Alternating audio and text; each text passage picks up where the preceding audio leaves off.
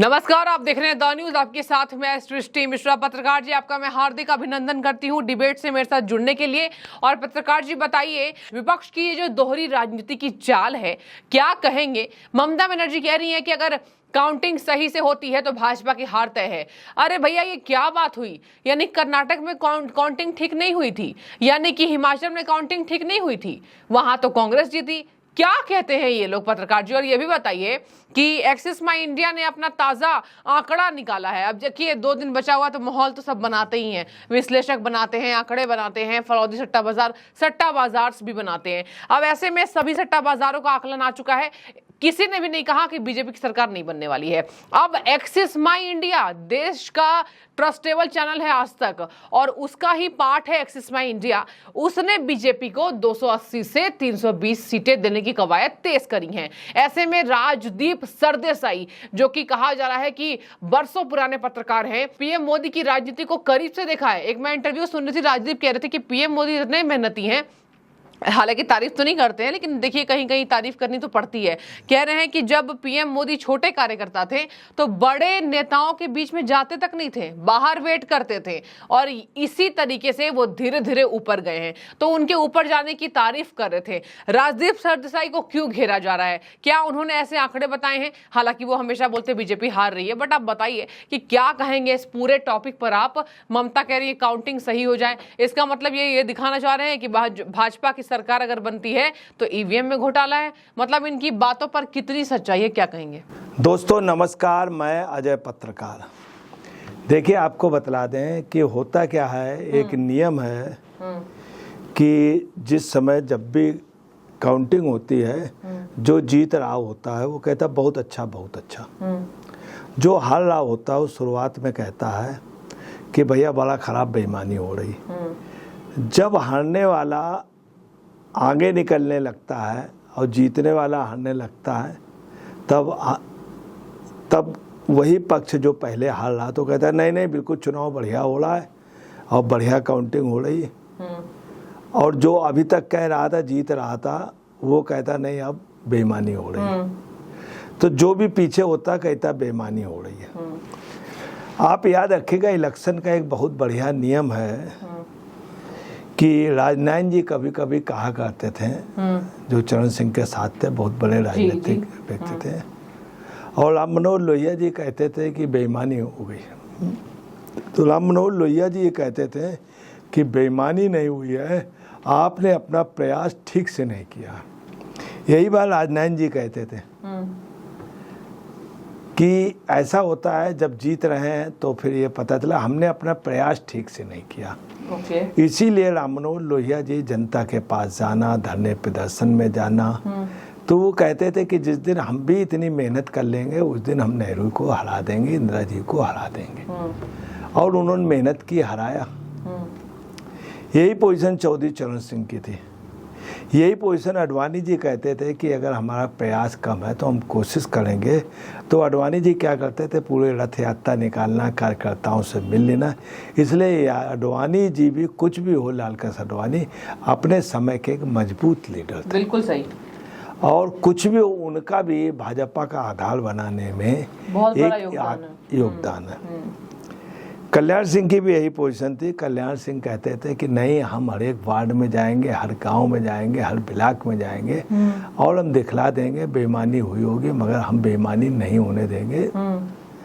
अब जिस तरह से ममता बनर्जी ने कहा है कि अगर गड़बड़ी नहीं हुई तो भाजपा की सरकार नहीं होगी। तुम्हारी सरकार वो है, वहाँ पर ममता बनर्जी के पास वहाँ पे बाहुबली हैं, जैसा चाहते हो वोट डलवा लेते हैं। ग्राम प्रधानों के चुनाव में उन्होंने वीडियो वगैरह सब लोगों ने बयान दिए कि ममता बनर्जी ने ज़बरदस्ती रिजल्ट बनवाए, ज़बरदस्ती रिजल्ट घोषित करवाए। पंचायत चुनाव में उन्होंने खुली धांधली की। उनके जो बांके हैं, उनके जो बाहुबली हैं, वो खुलेआम बम चलाते, खुलेआम हिंसा करते। वो कहे अगर गड़बड़ी नहीं, गड़बड़ी हो ही नहीं सकती है। बंगाल में किसकी हिम्मत है? अब समस्या है कि वो खुद देख रहे हैं कि वो बुरी तरह से हार रही हैं, क्योंकि उनका जगह जगह विरोध है।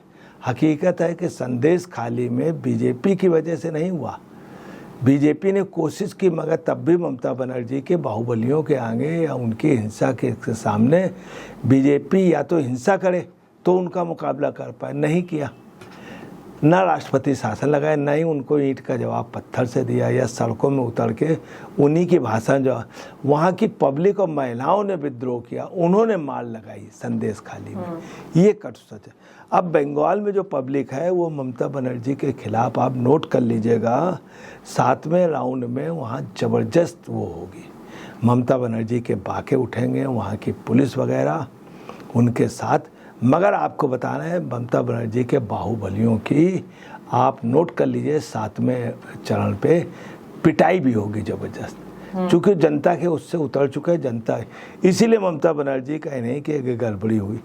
दूसरी आपको बताना है कि एक्सेस माई इंडिया का, एक्सेस माई इंडिया का मैं आपको बता दूं, कुछ भी प्रदीप गुप्ता जी का, इन सब लोगों का तब से लेके आज दिन तक का एक रिकॉर्ड है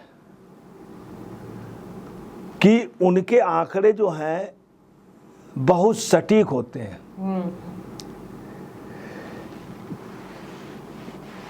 प्लस माइनस उनका बहुत कम हुआ है, मैक्सिमम 20% अप और माइनस होता है।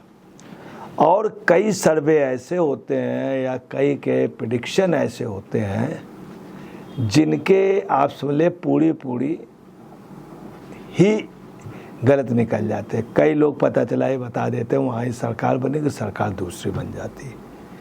तो जहाँ तक एक्सिस माई इंडिया का प्रदीप गुप्ता का, तो इसमें मानना पड़ेगा कि उनका प्रेडिक्शन 280 से 320 है, तो ऐसा ही होगा। अब आपको राजदीप सरदेसाई की बात बता दें। राजदीप सरदेसाई के सामने मजबूरी है कि उनका पूरा सिस्टम जो है वो कांग्रेस से बहुत ज़्यादा प्रभावित है, राहुल जी से बहुत ज़्यादा प्रभावित है।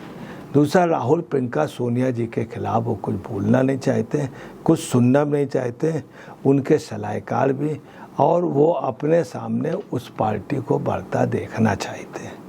ये उनकी अंदर की भावना है। अब राजदीप सरदेसाई ने भी एक आध बार कहा कि हमारा बच्चा मोदी जी का प्रशंसक है, कहता है, उन्होंने खुद कहा। दूसरे, राजदीप सरदेसाई का भी कांग्रेस से और टीएमसी से अपना शॉर्टकट है। दूसरा क्या है, राजदीप सरदेसाई ने ये भी कहा था कि बच्चा उनका कहता बीजेपी आएगी। एक बार उन्होंने भी एक्सेप्ट किया कि बीजेपी की बहुत स्ट्रांग पोजीशन है, बीजेपी, ये उन्होंने इनडायरेक्ट वे पे एक्सेप्ट किया। डायरेक्ट वो इसलिए नहीं कर सकते कि उनका सिस्टम ही कांग्रेस अफेक्टेड है। अब आपको बताना है कि उन्होंने ये भी हर बार कहा कि मोदी जी बहुत मेहनती हैं, बहुत वो। इस समय जो भी बयान राजदीप सरदेसाई कर रहे हैं, उनकी मजबूरी है कि कांग्रेस जो है उनको चूँकि बैक करती, वो भी कांग्रेस को बैक करते हैं। कांग्रेस की चूँकि काफ़ी वैसी पोजीशन आ रही, सब लोगों का कहना 50 से नीचे जा रही है। पंजाब में चुनाव है, बंगाल में चुनाव है, तो वो ये चाह रहे हैं किसी तरह से मैं बयान दे करके कांग्रेस में अपनी पक्की कर लें। ये स्थिति। अब आप आइए कि इनकी आप हटा दीजिए, योगेंद्र यादव जैसा व्यक्ति, उसके भी संकलन बहुत सही हुई। योगेंद्र यादव ने भी माना है कि बीजेपी जो है बहुमत के करीब पहुंच जाएगी, सरकार बना लेगी। जितने भी समीक्षक हैं उसमें किसी ने नहीं कहा बीजेपी सरकार नहीं बना पाएगी। ठीक है। अब आपको बता दें कि भविष्यवाणी जो है वो फलौदी सट्टा बाजार की भी सही रहती है। फलौदी सट्टा बाजार भी बीजेपी की सरकार बना रही, बॉम्बे का भी यही है कि बीजेपी की सरकार।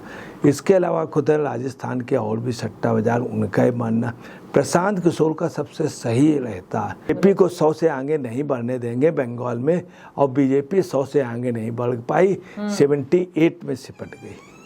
अब आपको बताना है कि जो प्रशांत किशोर जी का साफ कहना है कि बीजेपी के वहाँ पे परसेंटेज ऑफ वोट बहुत अच्छी पोजीशन में जाएगा, बीजेपी 300 से ऊपर जाएगी। ठीक है। अब आपको वहीं बताना है, ये सब हटा दीजिए, बीजेपी का प्रदर्शन बहुत खराब चला जाए। अगर बीजेपी के मान लीजिए 220 सीटें आ गई तो भी बीजेपी सरकार बना लेगी। 50 उनके समर्थक होंगे, 52 वो बना ले। अच्छा नहीं होंगे, उसके बाद आप आइए, बीजेपी किसके साथ रहेगा? भाजपा के साथ रहेगा। बीजेपी भाजपा के साथ रहेगा। वीआरएस किसके साथ रहेगा? मैं आपको बताऊँ BRS बीजेपी को सपोर्ट करेगा ठीक है, तेलंगाना में अगर जीत के आते उनके। अब आप आइए रेडी गुड किसको करेगा, कुछ भी हो बीजेपी का। तो आपको बताना जो स्थितियां हैं उसमें मैं बता रहा हूँ बीजेपी की सरकार बन जाएगी। उसकी वजह हर राज्य में बीजेपी लड़ रही है और जगह लोग हैं, कांग्रेस कुछ जगह लड़ रही है, यूपी में सिर्फ 2 जगह लड़ रही है, हर राज्य में कांग्रेस नहीं लड़ रही, नील है। कांग्रेस बंगाल में नहीं लड़ रही, कांग्रेस कई राज्यों में, बीजेपी हर जगह लड़ रही है और हर जगह आज नेक टू नेक फाइट कर रही है, या तो बहुमत पे या नीचे। देखिए बिल्कुल सही बात मैं भी देख रही थी, बहुत कम जगहों पर जैसे बोला जा रहा है कि कांग्रेस का बिल्कुल सीधा मुकाबला है। बिल्कुल ऐसा नहीं होता है, केवल एक पार्टी से कुछ नहीं होता है, बीजेपी का भी बेड़ा पार नहीं लगेगा बिना एनडीए के। तो ये बोलने वाली बात है, लेकिन यहाँ पर देखने वाली बात होगी कि इन तमाम कयासों के बाद और झूठे इल्जाम के बाद विपक्ष अगर सचमुच पत्रकार जी हारता है तो क्या जनता उनके साथ चली जाएगी? बिल्कुल ऐसा नहीं होगा। जनता जानती है कि आपके विपक्ष की जहां सरकार है वहां तो कोई घोटाला नहीं हुआ था। इन्हीं सब वजहों से इनके वोट परसेंट कम होते जा रहे हैं, क्योंकि बेबुनियाद आरोप लगाने की स्थिति विपक्ष की बनती जा रही है और ये भाजपा के बड़े आरोप हैं। फिलहाल शुक्रिया आपका द न्यूज़ से जुड़ने के लिए। जो भी आपकी राय हो जरूर कमेंट में लिखिएगा।